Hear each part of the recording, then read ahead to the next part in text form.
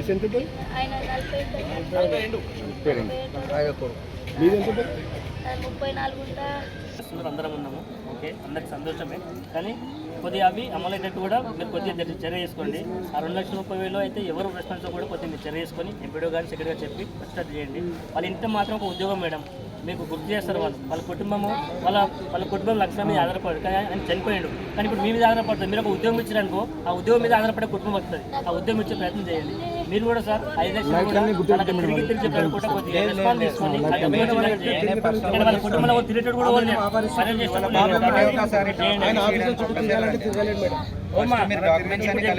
అవన్నీ రాజుకొని రాసిస్తారు. మీకు ఓకే అయితే లేదా అందరూ ఓకే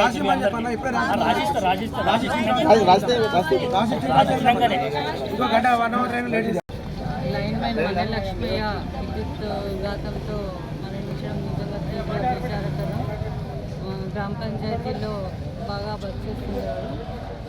తప్పకుండా ఆయనకి ప్రభుత్వం తరఫున ఎటువంటి వచ్చే అమౌంట్ అంతా మేము తప్పకుండా ఇప్పించడానికి ప్రయత్నం చేస్తాము. ఆయనకు వచ్చిన ఇన్సూరెన్స్ కానివ్వండి, మేము నిన్ననే కలెక్టర్ గారి దృష్టికి కూడా తీసుకొని వెళ్ళాము. ఇటు విషయము ప్రభుత్వం నుంచి వచ్చే సదుపాయం, అలాగే గ్రామ పంచాయతీ నుంచి కూడా తప్పకుండా వాళ్ళకి ఆర్థిక సహాయం చేయడానికి మేము ప్రయత్నం చేస్తాము. ఎలక్ట్రిసిటీ వాళ్ళతో కూడా మాట్లాడడం జరిగింది. వాళ్ళు కూడా సహాయం చేస్తామని చెప్పారు. తప్పకుండా మా వంతు తప్పకుండా 100% వాళ్ళ ఫ్యామిలీకి సహకారం చేస్తాము. అట్లాగే వాళ్ళ అబ్బాయి కూడా చదువుకున్నారు, ప్రస్తుతం నిరుద్యోగి.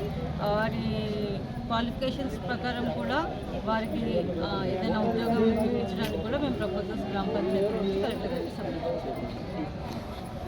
తాళ్ళమ్మ గ్రామంలో జరిగినటువంటి దురదృష్టమైన సంఘటన, మన గ్రామ పంచాయతీలో పనిచేస్తున్నటువంటి లక్ష్మయ్య బల్బులు పెడుతూ కరెంట్ షాక్కి గురై మరణించడం జరిగింది. మరి ఇటు విషయం మాకు తెలియగానే మేము పైన మా ఆఫీసర్తో అందరూ మాట్లాడడం జరిగింది. మరి శ్రీ దామోదర రాజనరసింహ గారికి కూడా మేము విన్నవించడం జరిగింది. వారు వెంటనే దీనికి ఈ కలెక్టర్ గారికి ఫోన్ చేసి మరి వాళ్ళకు గవర్నమెంట్ నుంచి ఎలాంటి అయితే రావాల్సి వస్తాయో అలాంటి అన్నీ కూడా వాళ్ళకి చెందే విధంగా చేయాలని చెప్పేసి మంత్రి గారు తెలియజేయడం జరిగింది.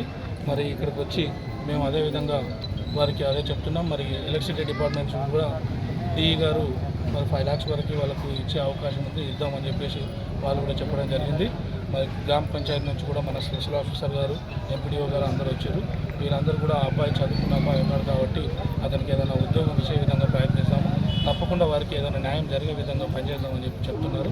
మరి అందరూ కూడా నేను మళ్ళీ ఒకసారి చెప్తున్నా, మా విలేజ్ అతను చాలా మంచి అతను, గ్రామ పంచాయతీలో విధి విధానాలు నిర్వహిస్తూ చనిపోయినారు కాబట్టి అతనికి ఏదైనా ఒక పోస్ట్ కూడా ఇప్పించాలని చెప్పేసి మన ఆఫీసర్ని కూడా తెలియజేస్తూ థ్యాంక్ యూ.